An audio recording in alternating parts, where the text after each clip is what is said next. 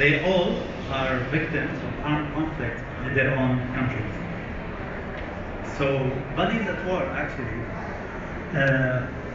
it's a simplified mobile journal or mobile website. Instead, our team in Paris, instead of following the normal video format, so we decided to do something more simplified. Since the stories are very complex and heavy, we decided to make something more interactive for people. So we're gonna demonstrate a little bit in the website. So once you can check it, by the way, on your phone as well if you want to. So here we go. We are here on the home page. So you can browse. Here's the stories of first Abu Wissam and his children, Jude as well, and Qutada, and we have Hassan as well. All of them, they undergone like years of treatment in MSF Amman Hospital, the reconstructive surgeries. And in this mobile website, we managed to take you through a little bit of a glimpse of their stories, what they went through before the injury and after the injury. We're gonna demonstrate a little bit on Qutada's story. My part actually was in this project. I was part of the production team. I was part of the filming team in Amman. So I had the privilege to connect with the patients on a human and personal level, actually. So here we go. The first story, which is Qutada. You can skip the intro, of course, or you can decide to watch it. It's just like a teaser of like 1 minute, just gives you a little glimpse about his story. وسمعت حادث طن وكان الحادث حقيقي في تاريخ 23/8/2015 الساعة يمكن 7 بعد المغرب. كنت مروح من السوق كنت اشتري بعض الاحتياجات الخضرة للبيت وكنت مروحين تعديني حدود 8 نقط يعني نقط تفتيش. فمريت على المكان بعد النقطة الأخيرة بحدود 250 أو 300 متر. في المكان هذا ملغم رغم اني انا مريت فيه يعني مسبقا ما كان فيها الماء. فكان يصيحوا عند النقطة وناس يقولوا لي لغم فأنا فكرت إنه كل ما دست على البنزين بنقذ حياتي. ما فكرت إنه إذا وقفت مكاني استوب فوق اللغم إنه بيتم وقوف الانفجار حق اللغم. أنا لما سمعت كمان التأشيرة حق طن قلب بشرب أكثر فتم الانفجار. شظايا في جسمي وشكلي كان محرق يعني انفجار لغم. أكيد الألم يكون بشدة يعني بأقوى مما تتوقع أو تتصور أنت. So you have this option. Of course, you can skip the intro, as everybody now would like to skip stuff. And here we start the story. So actually, one of the main challenges was in this project is how to deliver their stories the way they said it, like as far as we could. We don't want to cut anything from what they said.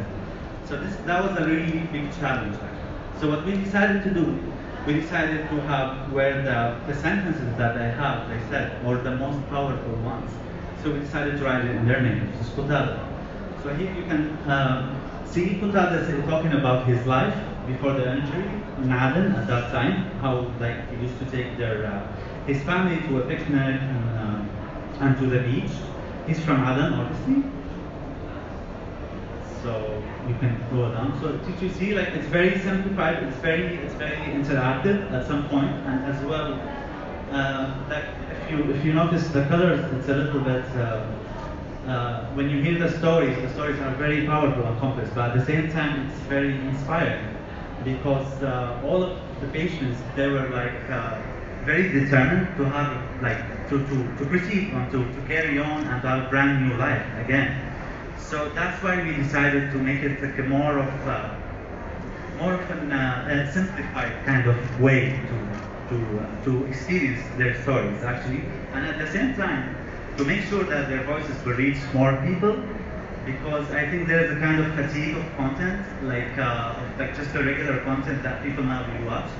Especially in the humanitarian sector, we always have to come up with something more creative and more approachable for people, because this one actually it was made for phones. So since people now using their phones most of the time, so that was the main idea. So you can go through their stories and with a little bit of animation and graphics and pictures. Of course, like I mean, this is when you want to experience it. And by the end of the story, all of it, like I mean, when you go scroll it, there's still a video that can make you like you can watch it of course, and as well you can skip it if you don't wanna read, or if you don't feel like reading or scrolling, you just wanna watch the video itself. So you can go all the way down. And you can watch the story, and this is like a longer video, it's like 3 minutes, and I would love actually to share it with you because it gives you a lot of it's about their life and it's very personalized in general.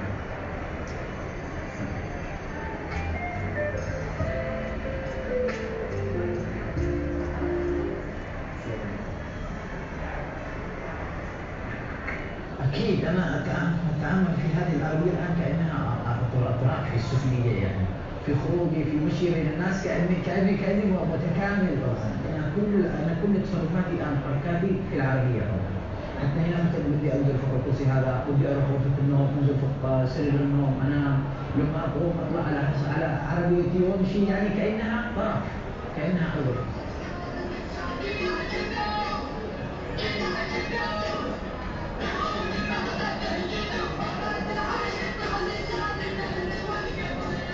العربية تعتبر إذا راحت تعتبر هي إعاقة لي أكبر، طبعا حتى في دخول الحمام معتمد على العربية تماما.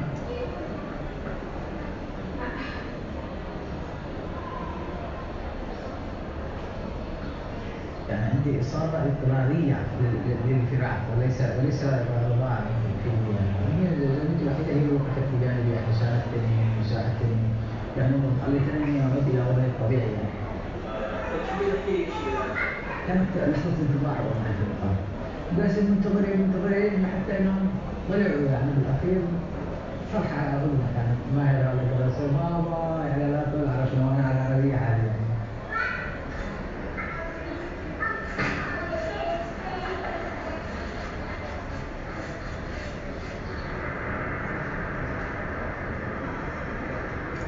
لما هي صغيرة، أنا لما سافرت من اليمن هي عمرها حدود 100 سنة ما انتهت.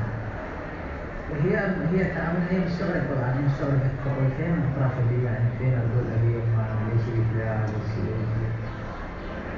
ما توقعت صراحة هكذا، يعني بصورته ما شاء الله، يعني رجعت طبيعية بس اللهم أنا ترى مش موجودة، بس لا طبيعي الحمد لله. لا كان في المطار وأخذ عياله وروحنا للبيت، عشنا حياة ما في صراحة.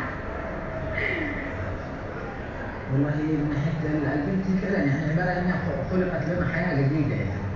بعدين بعد الحدث يعني في ناس كثير والله قالوا لي، يعني حتى إنهم من أهلي قالوا لي تعرف تسألي حل خلاص، يعني بدل ما بيعيش لكن يستشفى كثير بالعيال عشان ما يعني لو راح أو كذا ما جاء في بالي، يعني ما شلت خبر أحد صراحة. كيف قتيبة؟ الحمد لله قالت لنا ماريا صراحة نورت البيت وفرحانين، والحمد لله إن شاء الله هكذا تكون جبرت من العيال وأعرفون إن شاء الله. وجاودي ماريا إن شاء الله دخلت البركة إلى بيتها، يعني كنا نقول يعني في ماريا كانت فرحة كبرى طبعا، حياة جديدة يعني. كنت كيف في وجود ماريا يعني عبارة إن هي تحقق أكبر حب وسعادة لي ولأمهات كمان. So it's worth mentioning actually, Qutayba, his son, was named after the psychiatrist that was doing the therapy for Qutada at that time in RSP hospital.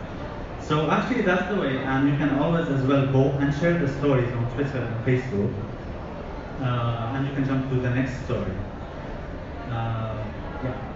Do you have any questions?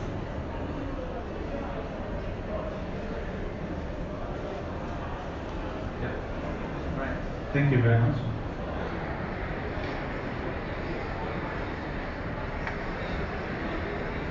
this is two examples of really nice stories we have in Amman, and with all the years of activities, Qatada is one of the examples, but we have many nice stories, and because the patients stay a long time, we have time to know them and to spend some time and some specific moments with them. We have organized a specific social space within the hospital. We have organized a kind of small schooling activity for the kids.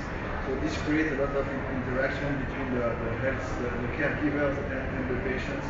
And this is why also we managed to have like very emotional and real stories, because with trust and time, we are recording very specific moments of their life, and we are very happy to see how they are recovering a bit, some dignity and some autonomy also after the difficult treatment they have went through.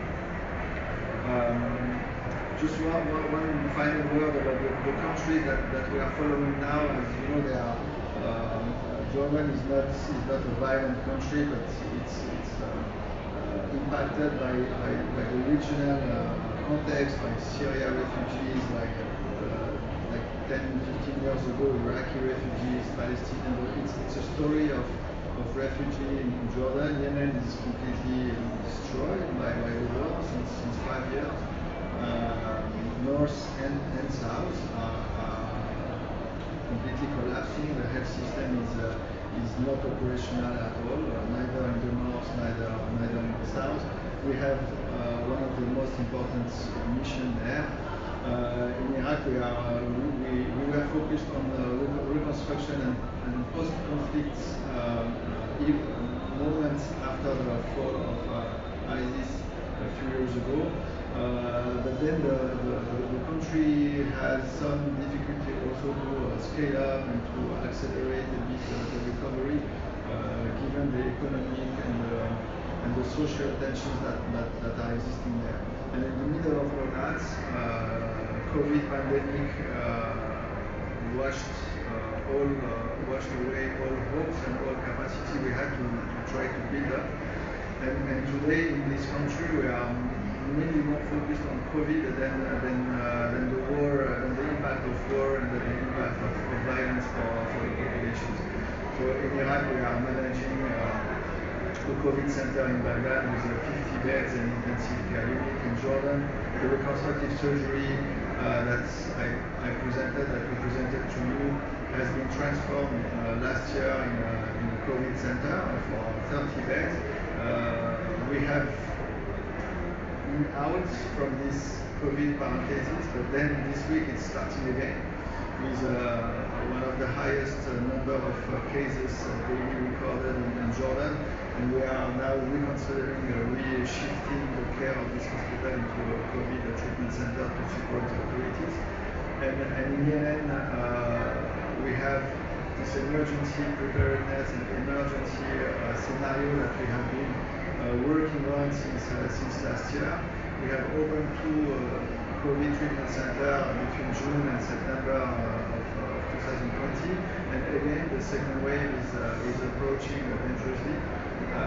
So we are preparing to give an additional level of support in Sana'a, and to probably reopen with our colleagues of other MSF sections to reopen another COVID center in Aden as well.